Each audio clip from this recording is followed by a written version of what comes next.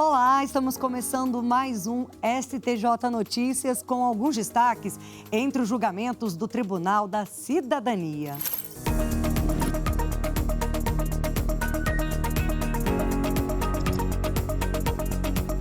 Nesta edição, você vai ver recurso contra a prisão do ex-jogador Robinho não vai ao STF.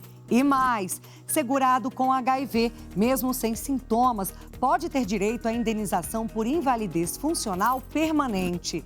E, além disso, mantida a condenação de banco por assédio de consumo a idosos. O STJ Notícias está no ar.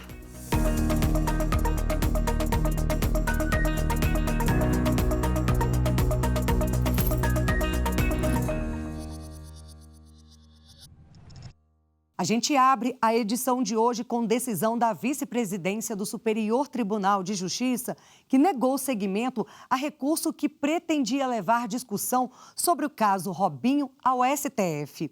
O ex-jogador foi condenado por estupro cometido na Itália. Quem tem todos os detalhes é o repórter Anderson Conrado.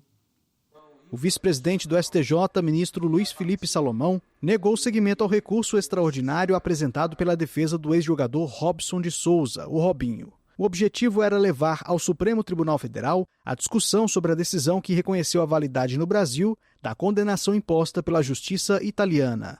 Robinho está preso desde março de 2024, quando a Corte Especial do STJ homologou a sentença italiana que o condenou a 9 anos de prisão por participação em um estupro coletivo cometido em 2013. O colegiado também autorizou a transferência da execução da pena para o Brasil. No recurso ao STF, a defesa questionou, entre outros pontos, a aplicação da lei de imigração, que passou a permitir a transferência da execução de pena para o Brasil, e o reconhecimento da natureza hedionda do crime para fins de execução da pena. Os advogados também alegaram que um brasileiro nato não poderia cumprir no Brasil pena imposta por uma sentença estrangeira. Segundo o ministro Luiz Felipe Salomão, as alegações da defesa não apontam uma violação direta à Constituição Federal. Para o vice-presidente do STJ, a análise das questões apresentadas exigiria antes a interpretação de leis e outras normas infraconstitucionais. Com base nesse entendimento e em precedente vinculante do STF sobre a matéria, o ministro negou o seguimento ao recurso. A decisão ainda pode ser impugnada por meio de agravo interno. Caso a Corte Especial mantenha o entendimento do vice-presidente, o recurso extraordinário não será encaminhado ao STF. A sexta turma do STJ definiu que insumo estrangeiro para anabolizantes, por si só, não atrai competência da Justiça Federal. O caso analisado envolve um homem acusado de integrar organização criminosa dedicada à fabricação clandestina e à venda ilegal de anabolizantes. De acordo com a denúncia do Ministério Público, ele administrava um perfil em uma rede social, publicava anúncios, recebia pedidos e enviava os produtos pelos correios sem registro na Agência Nacional de Vigilância Sanitária, a Anvisa. Ao rejeitar pedido de habeas corpus, o Tribunal de Justiça de São Paulo manteve a tramitação na Justiça Estadual por considerar que a eventual internacionalidade da conduta se confundia com o próprio mérito da ação penal, tendo o juízo federal já declinado da competência em favor da Justiça Estadual, sem que houvesse ilegalidade nessa decisão. No recurso ao STJ, a defesa alegou que outro integrante da mesma organização criminosa foi condenado pela Justiça Federal. Assim, sustentou que esse posicionamento deveria ser estendido aos demais corréus. O ministro Sebastião Reis Júnior, relator do recurso, destacou que a denúncia não apresenta elementos concretos que indiquem a participação do acusado na aquisição dos insumos no exterior ou no ingresso deles no Brasil. Segundo o ministro, a acusação se restringe aos crimes de organização criminosa e alteração de produtos medicinais ou terapêuticos, sem demonstrar atuação do recorrente na importação das substâncias. E, de acordo com o relator, a competência federal depende de internacionalidade da conduta e interesse da União, o que não é esse o caso. Em outro julgamento, a terceira turma decidiu que devedor solidário não tem direito imediato à ação de regresso após pagar apenas parte da dívida comum. O entendimento do colegiado foi o de que, mesmo no contexto de uma condenação de alto valor, não é possível o exercício imediato do direito de regresso contra os codevedores quando um devedor solidário paga apenas parcialmente a dívida comum. O caso teve origem em uma ação de indenização por danos materiais e morais, ajuizada por uma vítima de acidente de trânsito contra a concessionária da via e outros réus. Os réus foram condenados solidariamente e, na fase de cumprimento de sentença, houve bloqueio de valores da concessionária e expedição de mandado de pagamento. Após quitar parte da dívida, a concessionária requereu o exercício do direito de regresso contra as demais codevedoras para receber as cotas partes de cada uma proporcionalmente ao valor com que ela arcou. O Tribunal de Justiça do Rio de Janeiro manteve a decisão de primeira instância, que negou o pedido por entender que o direito de regresso depende do pagamento integral da dívida, conforme o artigo 283 do Código Civil. No recurso especial apresentado ao Superior Tribunal de Justiça, a concessionária alegou que a interpretação literal do dispositivo não seria adequada. Segundo a empresa, o pagamento parcial já deveria permitir a cobrança das cotas dos demais codevedores, pois o valor da execução era elevado e comprometia sua capacidade financeira.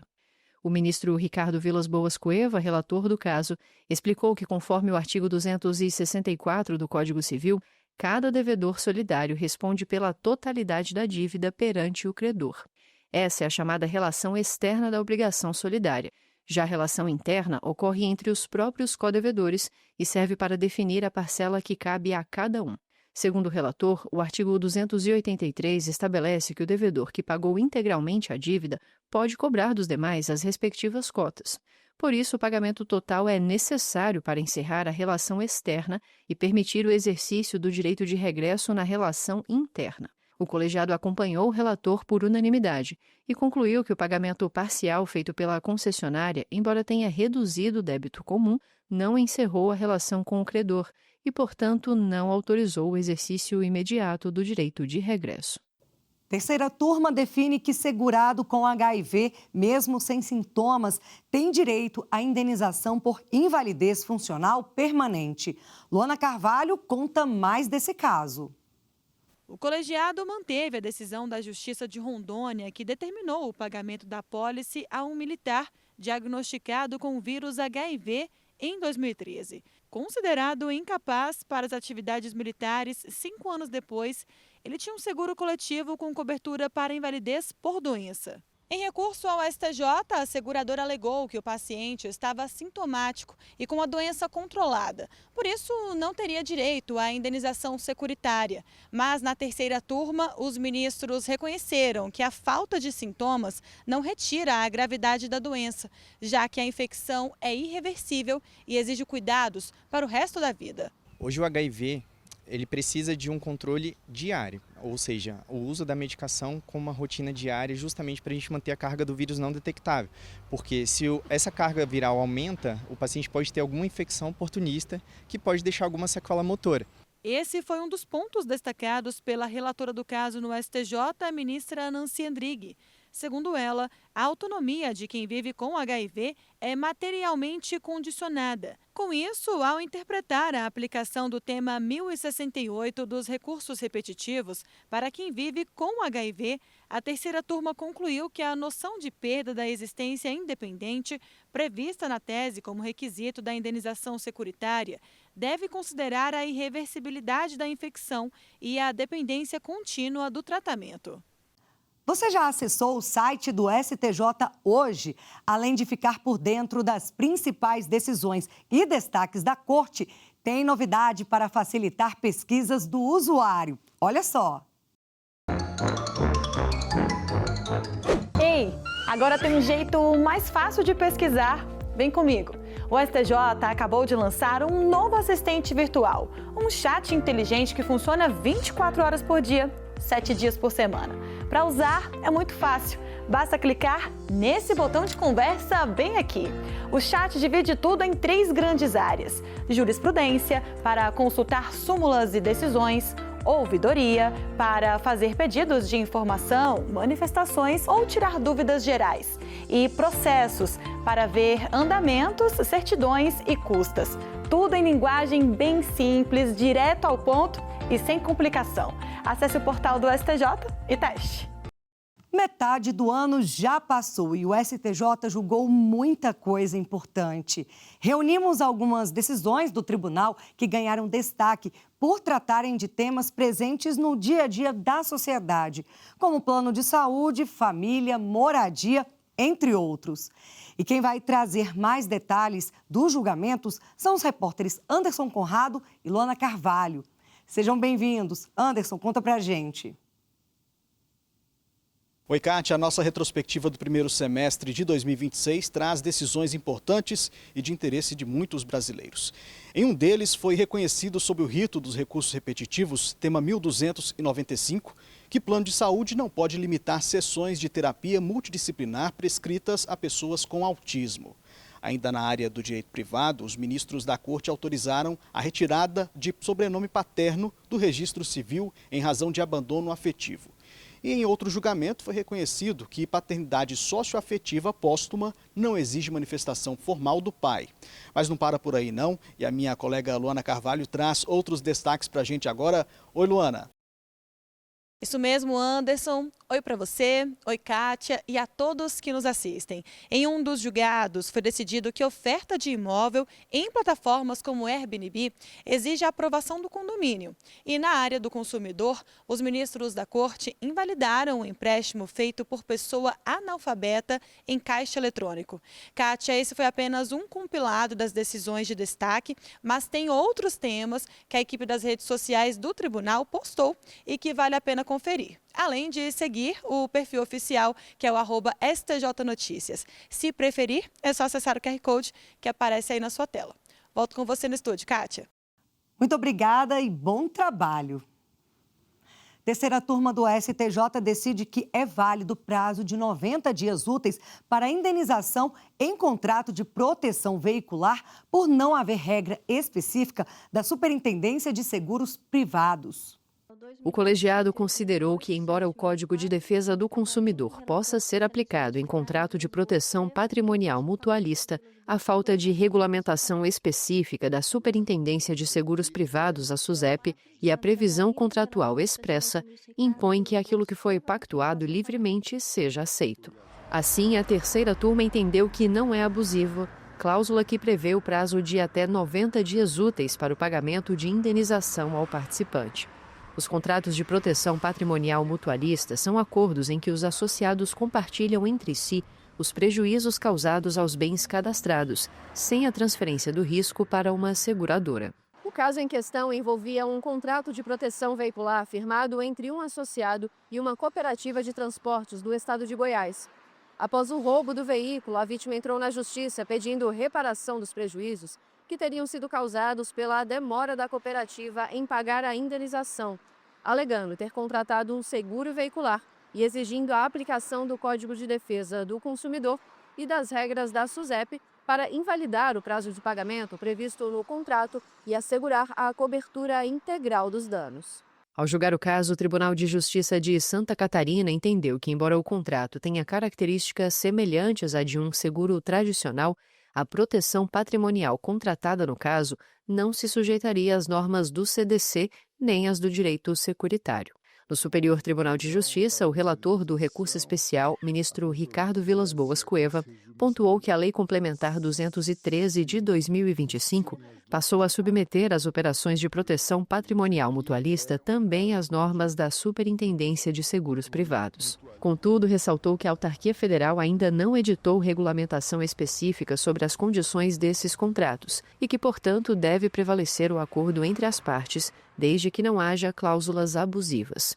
Quanto à aplicação do Código de Defesa do Consumidor, o colegiado considerou que, devido à clareza da previsão contratual e à inexistência de impedimentos legais ou normativos, não são abusivas as cláusulas que estabelecem o prazo de até 90 dias úteis para o pagamento da indenização e a exclusão da cobertura para lucros cessantes e danos emergentes. Em outra decisão, os ministros da terceira turma definiram que correspondentes bancários não podem fazer visitas a idosos para oferecer empréstimo consignado sem a solicitação deles. Confira comigo mais informações desse julgamento. A decisão confirma a condenação de instituições financeiras que atuavam no município de Timbiras, no Maranhão. A ação civil pública foi movida pelo Ministério Público do Estado após denúncias de que correspondentes bancários iam até as casas de aposentados e pensionistas do INSS. Um dos bancos envolvidos recorreu ao STJ.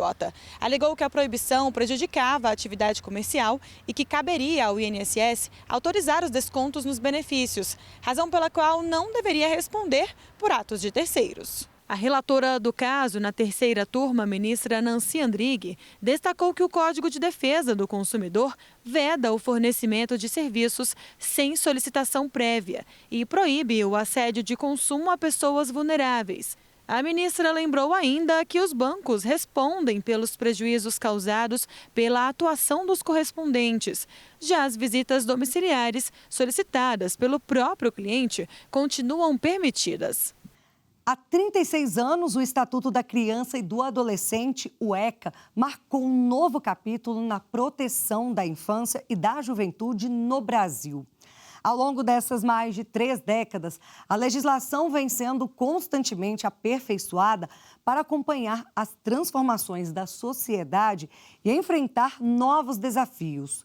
Um exemplo é o ECA Digital, que amplia a proteção de crianças e adolescentes também no ambiente virtual. Nossa equipe preparou uma reportagem especial sobre decisões do Superior Tribunal de Justiça que reforçam a proteção integral de crianças e adolescentes no país. Confira comigo na reportagem de Jéssica Castro. A infância e a adolescência têm ganhado cada vez mais janelas para o mundo. Isso traz novas possibilidades e benefícios, mas também novos riscos. O tempo que os jovens passam conectados à internet tem aumentado significativamente e já faz parte da rotina deles, o que nem sempre é seguro. Tenho o Miguel, que tem 14 anos, o Theo, que tem 7, e eu tento que eles tenham uma relação saudável, né, com as telas. Eu controlo porque eu acho que eles ainda não têm maturidade suficiente para discernir o que é real do que não é, de quem que é bom e quem que é ruim. Hoje em dia, com os aparelhos, eu fico mais focado em jogar. Continuo indo pra rua, mas não com tanta frequência, assim, que nem antes. Meu passatempo, né? Eu uso, assisto, uso para estudar também, uso para conversar.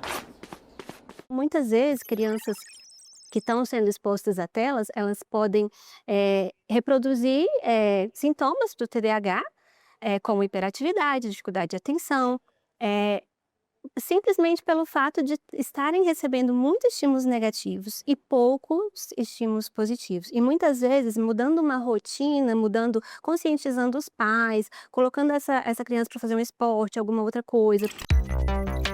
Um levantamento divulgado pelo governo federal revelou que 93% das crianças e adolescentes de 9 a 17 anos acessam a internet. 83% delas têm perfis em redes sociais, sendo que se analisarmos apenas aqueles entre 15 e 17 anos, 99% confirmaram ter contas ativas e 23% dos entrevistados começaram a usar a internet antes dos 6 anos de idade. Desde 1990, o Brasil conta com o Estatuto da Criança e do Adolescente. Mas com as novidades trazidas pela tecnologia, foi necessária a edição de uma legislação específica, a Lei 15.211 de 2025, conhecida como o ECA Digital. Entre as principais novidades trazidas pelo ECA Digital estão a exigência de mecanismos de verificação de idade, o fortalecimento do controle parental, a proteção dos dados pessoais de crianças e adolescentes e a responsabilização das plataformas digitais pela prevenção de riscos como cyberbullying, exploração sexual e exposição a conteúdos inadequados. A nova legislação também restringe a publicidade direcionada ao público infanto-juvenil e amplia a fiscalização sobre empresas de tecnologia. Dentro do ambiente digital, a gente tem basicamente os mesmos riscos que a gente tem fora dele, né? Que é a questão do assédio, da importunação sexual, dos golpes. Então, a gente tem problemas muito parecidos. O diferencial é que dentro da internet deveria ser mais fácil de evitar. Mas não é, porque as crianças têm um acesso muito livre. Mesmo antes da entrada em vigor do ECA Digital, o Superior Tribunal de Justiça já julgava conflitos em ambiente online, aplicando o Estatuto da Criança e do Adolescente, a Constituição Federal e a legislação que regula o uso da internet. Em um deles, a quarta turma, para atender ao princípio da proteção integral e garantir celeridade, decidiu que é dever do provedor de aplicação de internet retirar conteúdo que viola direitos de crianças e adolescentes assim que for comunicado do caráter ofensivo da publicação, independentemente de ordem judicial. Em outro caso, a terceira turma determinou a remoção de posts ofensivos relacionados a crianças e entendeu que a definição de retirada pode ser feita a partir da indicação de hashtags, sem a necessidade de apontamento individual dos links. O STJ também aprofundou o debate sobre os desafios relacionados aos direitos infanto-juvenis e a aplicação do novo ECA durante a 7ª Conferência Ibero-Americana dos Direitos da Criança. Operadores do direito, especialistas e adolescentes de diversos países se reuniram para discutir caminhos para a efetividade dos novos direitos previstos na legislação. Essa articulação plural, por si só, revela a dimensão do desafio que enfrentamos e a necessidade de respostas igualmente articuladas. O ambiente digital deixou de ser espaço periférico ou meramente acessório. Ele passou a integrar a própria experiência de crescer, aprender, conviver, comunicar-se e formar a identidade. Nossa Constituição é a única do mundo que prevê que a criança é uma prioridade absoluta para todos, para o Estado, o Poder Executivo, o Legislativo, nós do Judiciário e também a sociedade. Só que essa proteção não chegava na internet. É constatada a necessidade de estruturar política pública preventiva em matéria de violência digital, priorizando intervenções anteriores à exposição a conteúdo nocivo. Mais do que nunca, a gente queria reafirmar a importância do multilateralismo, do diálogo e da cooperação entre os nossos países para garantir o futuro de crianças e adolescentes. Isso tudo coloca o Brasil em um outro patamar de proteção dos direitos das crianças e dos adolescentes, tornando o nosso país uma referência global para isso. O ECA Digital é uma das primeiras legislações do mundo que trabalha no sentido da proteção dos direitos da criança e do adolescente nos meios digitais. Esperamos que com essa reflexão aqui no Superior Tribunal de Justiça possamos construir suportes para a interpretação nacional desta legislação. Já nascemos nessa geração. A Sara, que conversou com a gente no início dessa reportagem, participou da conferência.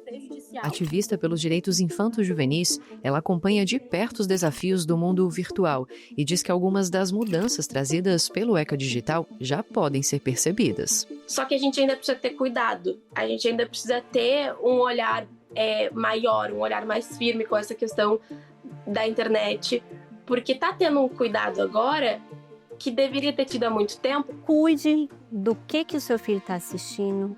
Desenhos, muitas vezes tem conteúdos ali que você assiste e acha problemático, né, de influenciar comportamentos negativos. Eu sempre pergunto também, e que horas que você brinca com o seu filho? Brincar é uma das coisas que eu acho mais importantes. A brincadeira e a conexão para o desenvolvimento de uma criança.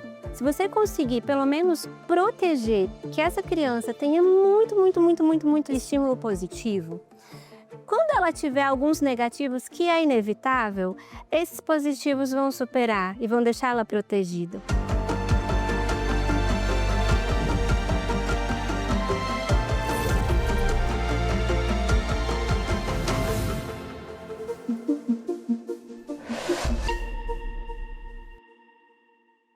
E o STJ Notícias vai ficando por aqui. Se quiser saber mais sobre decisões e outras informações do tribunal, temos várias opções para você. É só acessar o site oficial e o canal do STJ no YouTube. Tem as plataformas de áudio e as redes sociais. Até o próximo programa. Tchau, tchau.